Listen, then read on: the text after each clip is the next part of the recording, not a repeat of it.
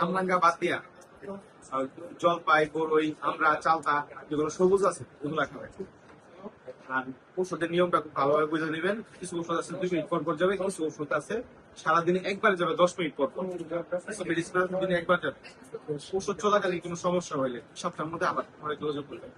ঠিক আছে, যে নাম্বারগুলো আছে নাম্বারগুলো কুড়ি পাতার রস, তুলসী পাতার রস, আপেলের জুস, মালটা জুস, পেঁপের চিপস, এগুলো নিয়মিত খাইতে হবে। 1 মুঠ পরিমাণ ঠান্ডা কাঁচা নিবেন, 1 গ্লাস পানি দিয়ে একটু ব্লেন্ডার করবেন, গ্লাসের মধ্যে রেখে দিবেন, রোগী শারীরিক অল্প করে খাবেন।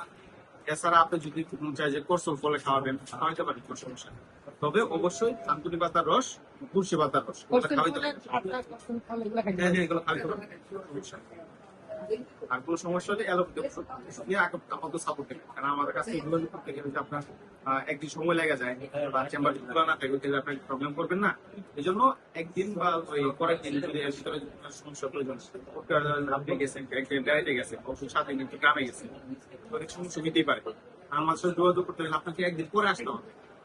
আপনি আমাদের কাছে যোগাযোগ করছেন মঙ্গলবার, তো আসতে দেখা হচ্ছে আমাদের আপনার আমার সাথে শনিবার, পাশাপাশি প্রবলেম হলে আপনি অ্যালোপ্যাথি সাপোর্ট দেবেন, কোনো সমস্যা নেই। যে কোনো প্রয়োজনে আমার যে নাম্বারগুলো ছিল ওগুলো আমাকে যোগাযোগ করতে হবে।